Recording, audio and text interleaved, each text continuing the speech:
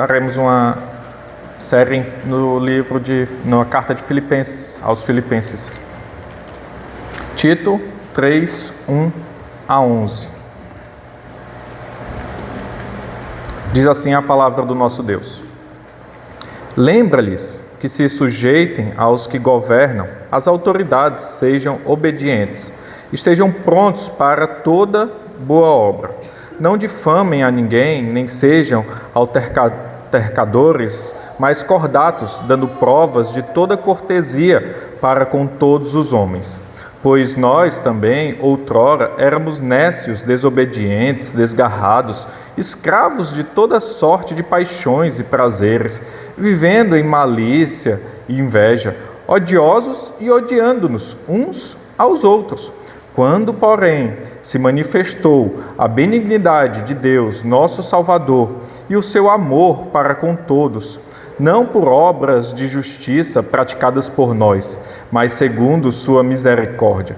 Ele nos salvou mediante o lavar regenerador e renovador do Espírito Santo, que ele derramou sobre nós ricamente, por meio de Jesus Cristo, nosso Salvador, a fim de que, justificados por graça, nos tornemos seus herdeiros, segundo a esperança da vida eterna. Fiel é esta palavra, e quero que no tocante a estas coisas faças afirmações confiadamente, para que os que têm crido em Deus sejam solícitos na prática de boas obras. Estas coisas são excelentes e proveitosas aos homens. Evita discussões insensatas, genealogias, contendas e debates sobre a lei, porque não têm utilidade e são fúteis.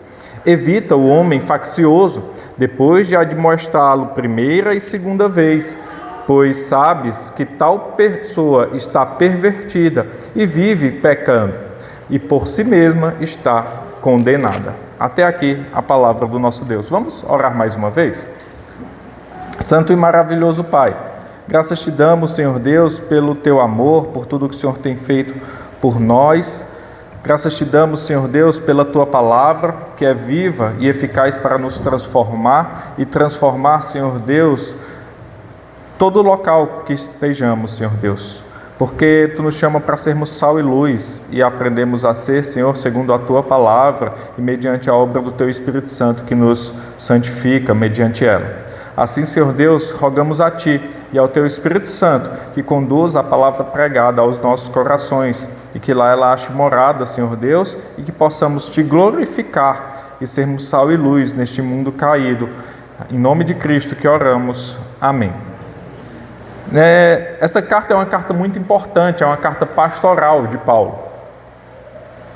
1ª, 2ª Timóteo e Tito são cartas pastorais. Paulo está instruindo seus discípulos, seus filhos na fé, Timóteo e Tito, como eles devem agir para com a igreja. Aqui, ele instruindo Tito, ele vai dar várias advertências e também várias instruções como ele deve tratar e agir para com a igreja. No capítulo 3, que nos chama a atenção, ele vai levar as pessoas a entenderem que a vida cristã vai além das 4 paredes e que eles devem agir também na sociedade, e isso envolve todo o seu ser. E ele faz isso através de uma consciência da salvação, de quem nós éramos e quem nós somos agora.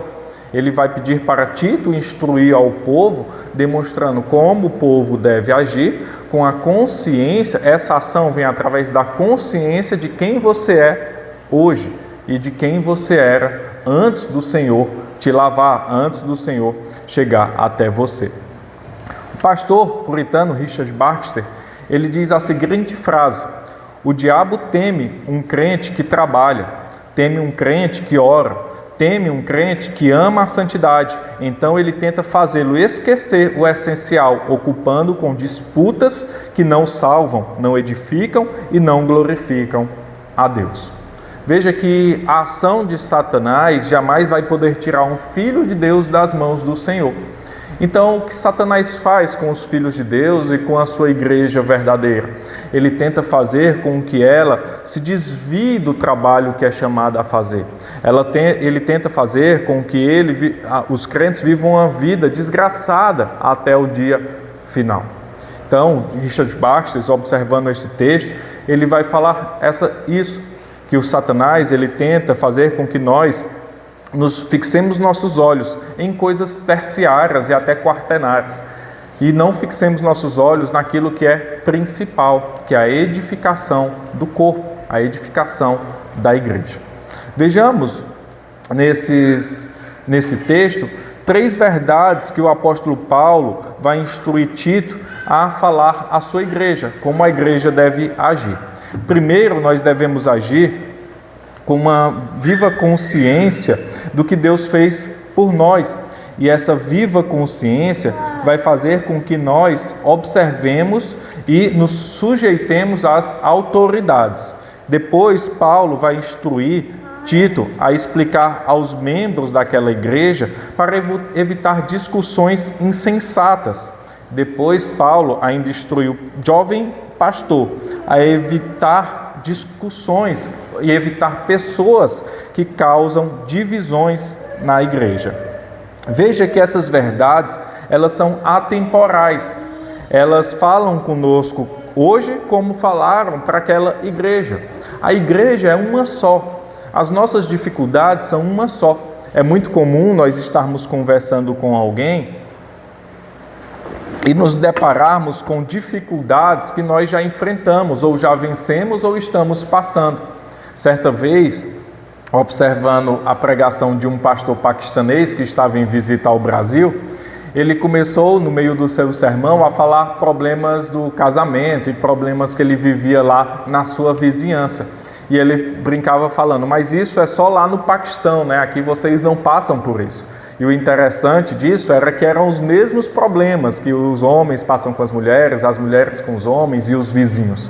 Para você ver como o povo é um só, o mundo é um só, apesar de culturas diferentes e ações por vezes diferentes, mas a gente tem ali ligações iguais e a igreja, ao passar dos séculos, ela se mantém a mesma, e isso é interessante para nós. As dificuldades que ali a primeira igreja enfrentou é as mesmas que nós enfrentamos. As tentações enviadas por Satanás que foram enfrentadas na história da igreja são as mesmas que nós enfrentamos. Então vamos observar em primeiro lugar essa instrução de Paulo, que nós devemos viver com a consciência do que Deus fez em nossa vida. Nós devemos viver com a consciência do que Deus fez em nossa vida. Veja como Paulo instrui Tito. Lembre-lhes que se sujeitem aos que governam, as autoridades sejam obedientes, estejam prontos para toda boa obra. Não difamem a ninguém, nem sejam altercadores, mas cordatos, dando provas de toda cortesia para com todos os homens. Veja que aqui no início da igreja e no início do pastorado de Tito para aquela igreja, Paulo vai instruir para que os membros daquela igreja sejam cordados às autoridades. E aqui ele chama a uma reflexão tanto autoridades de dentro da igreja como de fora, como nós observamos aí em outros textos, como Pedro instruindo a igreja, como Jesus Cristo instruindo ali os seus discípulos. Então, nós observamos que, principalmente em anos como esse, anos atípicos, ano de política, nós devemos ter muito cuidado para não pecarmos contra o Senhor. Nós não devemos apoiar tudo, claro, nós devemos ser instruídos segundo a palavra de Deus, mas nós devemos ter um certo cuidado, porque a linha que passa de nós preservarmos a igreja e de nós cairmos em tentação e na ira, de se até possível matar alguém, é muito fina. Quantas famílias, tempos atrás, foram quebradas, quantas pessoas às vezes não se falam até hoje, por causa de um ano de política. Então nós devemos sim defender a igreja, nós devemos sim defender os padrões bíblicos, mas nós devemos ter cuidado para não atravessarmos a linha do pecado e não cairmos na tentação que Satanás nos dá. Isso é algo que nós devemos constantemente ter cuidado, instruir, abrir os olhos, mas termos cuidado para não pecar. Os crentes devem obedecer às autoridades, devem ser amáveis com todos os homens, visto que foi a bondade de Deus, nosso Salvador, não as obras, que nos trouxe a salvação. É isso que Paulo vai instruir nos versos seguintes. Por que eu devo agir com aquela pessoa desse jeito? Aquela pessoa é ruim, é um mau caráter, é um ladrão, ele faz tudo que é errado, ele me perseguiu. Mas veja o que Paulo vai dizer nos versos seguintes. Pois nós também, outrora, éramos nécios, desobedientes, desgarrados, escravos de toda sorte de paixões e prazeres, vivendo em malícia e inveja, odiosos e odiando-nos uns aos outros. Por que você deve se sujeitar às autoridades, sendo obediente e pronto para toda boa obra? Porque antes você era desobediente, ovelha desgarrada, escravo de todas as paixões e prazeres e vivia na malícia e na inveja. Então veja como Paulo, ele faz aqui um jogo para nós observarmos nosso passado e nos iguala àquela liderança daquela época. Talvez aqui uma liderança não da igreja ele traz, mas uma liderança do mundo. Lembre-se que a autoridade, ele trata os dois níveis, todo aquele que está acima de você. Se nós observarmos nos 10 mandamentos, na lei do Senhor, o Senhor vai nos instruir a obedecermos, a honrar o pai e a mãe. E nosso catecismo maior, ele vai nos instruir no que significa as palavras pai e mãe, na pergunta 124. Depois você pode dar uma olhada, ele diz, o que significa as palavras pai e mãe no 5º mandamento? Aí ele nos instrui. As palavras pai e mãe no 5º mandamento abrangem não somente os próprios pais, mas também todos os superiores em idade e dons, especialmente todos aqueles que, pela ordenação de Deus, estão colocados sobre nós em autoridade, quer na família, quer na igreja, quer no Estado. E isso é interessante para nós. Veja que pai e mãe significa toda a autoridade instituída por Deus sobre você, quer dentro de casa, quer na igreja, quer no Estado. Isso também é algo que nos chama a atenção pelo contexto que o catecismo e nossas confissões foram feitas. A nossa confissão de fé ela foi feita pelo parlamento inglês, de maioria puritana, cerca de 120 pastores, teólogos puritanos, e eles estavam ali em controvérsia com o rei da Inglaterra. E aí, então, o parlamento contra o rei, eles colocam isto para ser observado. Eles podiam muito bem falar, não, para o Estado não, nós não devemos baixar a cabeça para o Estado. O rei, aí, a gente é contra o rei. Não vamos baixar a cabeça para ele. Não vamos baixar a cabeça, a igreja que tem que mandar. Não, eles não falam isso. Mas eles reconhecem que a instrução do Senhor, observando todas as Escrituras, é que nós nos sujeitamos a toda a autoridade instituída por nós. Então veja, Paulo está em conformidade com o que as Escrituras e o Senhor nos ensina. Ele está instruindo aquele jovem pastor a ensinar a igreja que ela deve representar Cristo, mesmo quando a pessoa que está acima dela não seja ali um exemplo de cristão, um exemplo de alguém a ser seguido. Mas Pedro também vai nos instruir lá na sua primeira carta, que por vezes ele dá o exemplo da esposa para com o marido, nós atraímos as pessoas ao Evangelho, não convertemos, mas atraímos ela à palavra, atraímos ao Evangelho pelo nosso bom proceder. Enquanto por vezes nós julgamos, às vezes nós precisamos ser um exemplo a ser seguido. Isso acontece muito dentro de casa, quando nós estamos evangelizando um parente nosso, às vezes nosso pai, nossa mãe. Como nós devemos agir? Nós devemos agir como sal e luz, para que eles observem que nós somos diferentes, somos verdadeiros cristãos. Quando escarnecidos, quando maltratados, nós demonstramos Cristo. Nós demonstramos Cristo. Então ele instrui no verso 1 e 2 como nós devemos proceder. No verso 3, o motivo de procedermos bem. Por que vocês vão proceder bem? Porque antes vocês eram a mesma coisa. Porque antes vocês não valiam nada.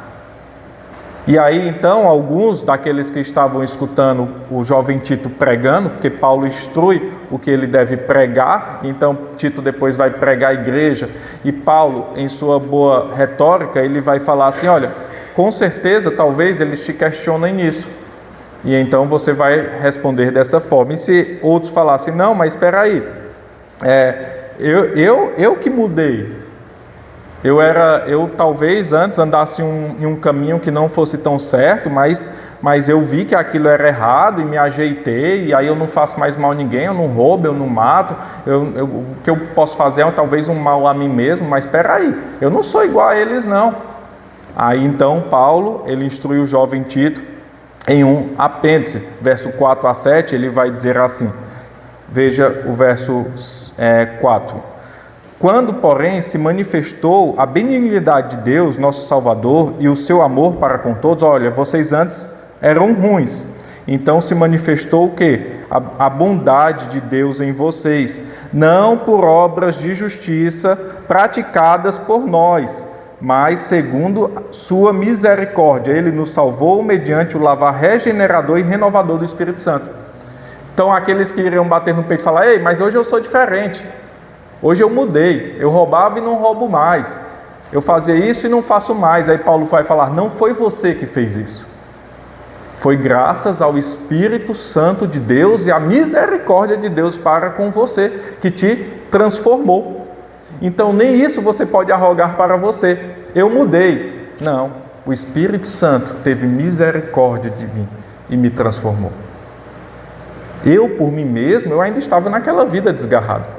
Eu, por mim mesmo, eu ainda estava desobediente, eu ainda estava escravo de toda sorte de paixões, eu ainda estava nos prazeres, na malícia, na inveja, odioso e odiando os outros. Por mim mesmo eu estava assim, mas Paulo diz: não foi pelas suas boas obras, foi por causa da misericórdia de Deus. Então veja, quando nós observamos alguém que ainda não alcançou essa misericórdia, o que nós devemos fazer? Orar por eles. Intensificar a igreja em oração, colocar os joelhos no chão, para que o Deus se compadeça do seu povo e coloque no poder alguém que o tema, alguém que observe as Escrituras, seja dentro da igreja, seja fora, seja em nossa casa, seja na igreja, seja no Estado. Porque por vezes a gente pensa num contexto de igreja, mas tem muitos filhos e muitos pais sofrendo, porque dentro de casa, muitos filhos não têm um pai que obedecem ao Senhor, mas que são odiosos e odeiam cristãos. E por vezes, muitos filhos são perseguidos e não podem ir à igreja, e não podem orar, e não podem ter uma Bíblia em casa. Às vezes, dentro da igreja, o Senhor coloca uma liderança que pesa a mão, que não pastoreia o rebanho do Senhor. Às vezes, no Estado, o Senhor coloca no poder alguém que pesa a mão sobre a nação, alguém que está ali disciplinando, e por vezes não sabemos o porquê. A igreja não ora, a igreja não ora por sua liderança, a igreja muitos crentes não oram por sua casa, muitos crentes não oram pelo Estado, não oram pelo seu país. Nós somos rápidos em falar, em criticar, mas tardios em colocarmos nossos joelhos no chão. Quantas vezes esse ano nós já oramos pelas eleições que vão ter, colocamos nossos joelhos no chão, jejuamos, oramos constantemente, todos os dias, ao levantar e ao se deitar, para que o Senhor coloque no poder alguém que tema Ele, alguém que louve a palavra de Deus, alguém que não vá contra as Escrituras. Quantas vezes esse ano nós fizemos isso? Quantas vezes? E quantas vezes esse ano nós fomos rápidos em falar, em criticar, em amaldiçoar? Nós antes éramos como eles. E se não fosse Cristo em nossa vida, quem sabe nós não seríamos muito pior. Não foi por nós, mas segundo a misericórdia, Ele nos salvou mediante o lavar regenerador e renovador do Espírito Santo. Ele ainda instrui no verso de número 8. Fiel é esta palavra, e quero que no tocante a estas coisas faça afirmações confiadamente, para que os que têm crido em Deus sejam solícitos nas práticas de boas obras. Estas coisas são excelentes e proveitosas aos homens. Fiel é esta palavra. Isso é algo muito importante, Tito, que eu estou te instruindo. Prega a eles isso com firmeza. Fala essa verdade que a igreja precisa escutar.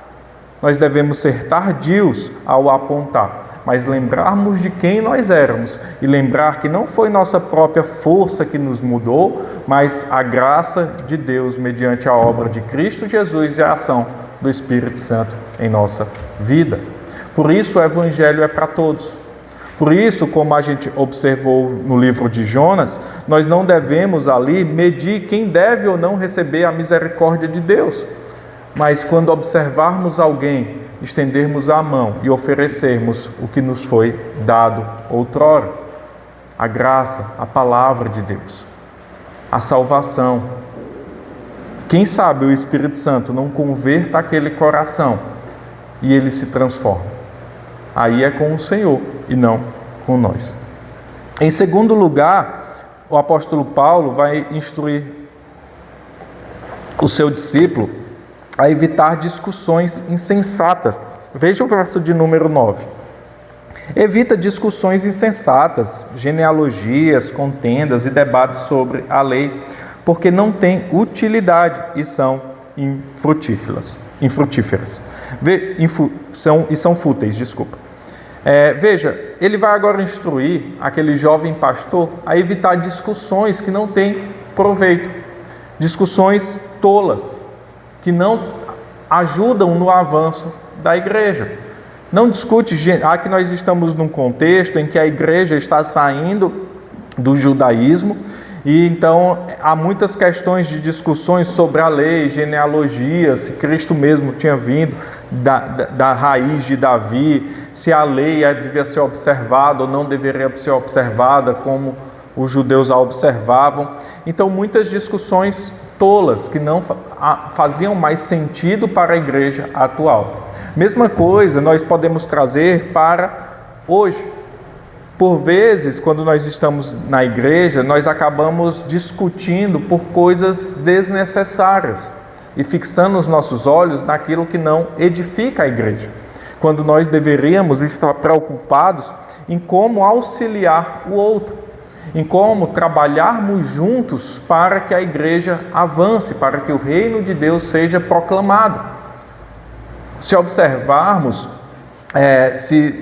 quanto tempo já temos a igreja evangélica aqui em Itaporanga e de como o evangelho ele tarda em avançar, por vezes vamos nos deparar com que nós nos preocupamos anos e anos por coisas que eram desnecessárias. E muitas igrejas elas não avançam por causa disso, não só aqui, mas em todo o mundo. Se nós abrirmos aí Instagram, se abrirmos aí YouTube, constantemente nós vamos ver pastores degladiando com coisas infrutíferas, com coisas sem sentido. Às vezes as discussões são para a defesa da fé, e muito proveito teve durante muito tempo e ainda hoje, quando aparece uma falsa doutrina. Mas nós observamos irmãos degladiando por discussões tolas, quando deveriam unir forças e avançar. Isso nós devemos fazer dentro daqui.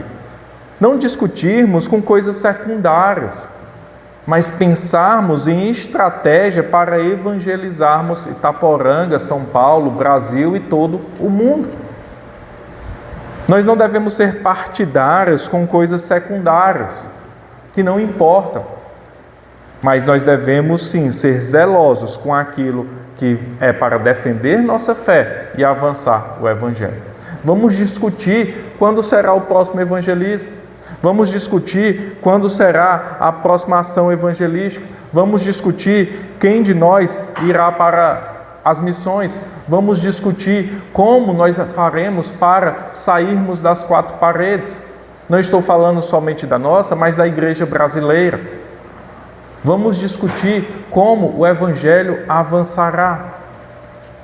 Não vamos discutir coisas tolas, que não têm proveito, que não edificam, que não trazem sustento. Mas vamos discutir aquilo que se aproveita. Evita, Tito, discussões insensatas, genealogias, contendas e debates sobre a lei, porque não têm utilidade e são fúteis. Talvez aquele jovem pastor estudioso, ele fosse tentado a entrar nessas discussões para mostrar sua capacidade intelectual ou superioridade para com a igreja. Então Paulo, já experiente, ele instrui aquele jovem pastor: não entra em discussões que não trazem frutos. Não entrem em discussões que não trazem frutos. Evitem discussões insensatas. Em último lugar, versos 10 e 11, Paulo vai instruir Tito a evitar os que causam divisões. Vejam o que ele diz nos versos 10 e 11. Evita o homem faccioso, depois de admoestá-lo primeira e segunda vez, pois sabes que tal pessoa está pervertida e vive pecando, e por si mesma está condenada. Paulo agora instrui aquele jovem a não se desgastar com os facciosos. O que é isso? Aqueles que fazem facções dentro da casa de Deus. Lado A, lado B, preferências, pessoas que visam mais o seu próprio interesse do que o interesse comum. Pessoas que não visam o avanço do reino, mas o avanço do seu próprio ser. Então, Tito, vejam como isso é interessante. Igreja Nova, Paulo instruindo um jovem pastor a evitar os homens facciosos, os homens que causam divisões, que fazem facções dentro do povo de Deus. Mas veja que Paulo, ele também mostra a disciplina e o amor, e não só a rejeição. Ele não diz: olha, Tito, já de uma vez aparta-te desse homem, disciplina, tira da igreja, porque não vai dar certo. Não, Paulo instrui: evita um homem faccioso, depois de admoestá-lo primeira e segunda vez. Tenta transformar esse coração, Tito. Tenta instruir. Tenta mostrar que ele está errado. Tenta demonstrar que a verdade não é essa e o sentido não é este. Tenta mostrar que a igreja é um só corpo. Tenta mostrar que esse um só corpo tem um só propósito. Tenta mostrar que todos devem ter a mesma mente, porque todos vão para o mesmo fim e todos estão andando no mesmo caminho. Tenta isso uma vez, Tito. Tenta isso a segunda vez, Tito. Não desiste. Mas se você vê que não tem jeito, se você vê que aquele homem no sentido de qualquer pessoa, ele não tem jeito, pois sabes que tal pessoa é pervertida e vive pecando por si mesma, está condenada. Por si mesma está condenada. Veja que não é Tito que condenou aquela pessoa. Não foi Tito que a retirou da igreja. Não foi Tito que instruiu aquela pessoa a ir para a perdição. Mas Paulo diz que é o próprio homem faccioso que está se condenando. Nós somos condenados pelas nossas próprias ações. E Deus, então, age com a sua justiça. E é uma justiça retributiva aos nossos atos. Veja que aquele homem faccioso, ele se autocondena. E ele é instruído. Como o Senhor Jesus vai dizer: Jerusalém, Jerusalém, quantas vezes tentei te ajuntar como uma galinha, um pássaro ajunta seus pintinhos ali embaixo de suas asas, e tu não quiseste ouvir. Mata os profetas, mata aqueles que pregam, expulsa das suas terras. A mesma coisa Tito está fazendo. Quantas vezes Tito instrui, quantas vezes Paulo diz para Tito instruir? Instrui, Tito, tenta mostrá-lo, abre os olhos deles que eles estão errados. Mostra que esse não é o sentido da igreja. E então o apóstolo Paulo instrui esse jovem pastor a se afastar desses homens. Segundo o ensino de Paulo, a disciplina sempre deve fluir do amor, do desejo de curar, jamais do desejo de descartar um indivíduo. Nós observamos também isso na carta aos Hebreus. O autor aos Hebreus, no capítulo 12, vai falar: qual pai não disciplina o filho a que ama? Então, se Tito chega aquele homem faccioso e o adverte, admoesta-o, primeira vez, segunda vez, ele está agindo com amor, tentando trazer a consciência. Mas se ele não mudar, aparta dele, pois sabes que tal pessoa está pervertida e vive pecando, e por si mesma está condenada. Veja como Paulo ele instrui esse jovem com grandes lições que nos fazem refletir sobre a vida cristã. Ele primeiro instrui como Tito falar com a igreja, depois ele vai dar 2 instruções a Tito. Mas isso serve para todos nós. Em primeiro lugar, nós devemos nos sujeitar às autoridades e àqueles que nos governam, lembrando de quem nós éramos e como nós mudamos, que foi pela misericórdia de Deus. Depois ele vai instruir-nos a evitarmos discussões insensatas, não entrarmos em discussões que não têm proveito. Lado A, lado B, verde ou amarelo, X ou Y, coisas que não têm proveito. Muitas discussões têm proveito, mas muitas são desnecessárias e causam divisões. Também evitar aqueles homens facciosos, que fazem facções, que fazem panelas, que dividem o povo de Deus. Admoesta uma vez, admoesta 2 vezes, e então o evita, porque ele não vai te fazer bem. Assim a igreja deve agir com essas verdades, reconhecer quem nós éramos, reconhecer que pela graça nós fomos transformados, e então agirmos agora com essas novas características do Espírito Santo que habita em nós. Isso é demonstrado, concluindo já, irmãos, lá pelo próprio Jesus Cristo, em João 15, 1 a 5. Jesus vai falar que aqueles que estão juntos a Ele, unidos a Ele na videira, eles dão bons frutos. E esses frutos são frutos daqueles que estão enxertados na videira. Se nós estamos enxertados na videira e temos a consciência que não foi nós mesmos que nos enxertamos, mas a obra de Cristo que nos enxertou a Ele, que nos ligou ao corpo, ao qual o cabeça é Cristo, nós agimos de forma diferente. Nós passamos a dar bons frutos. Richard Baxter, aquele pastor ao qual eu falei uma fala sua, ele também conclui dizendo: lembre-se do que Deus ordenou. Evitem o que apenas produz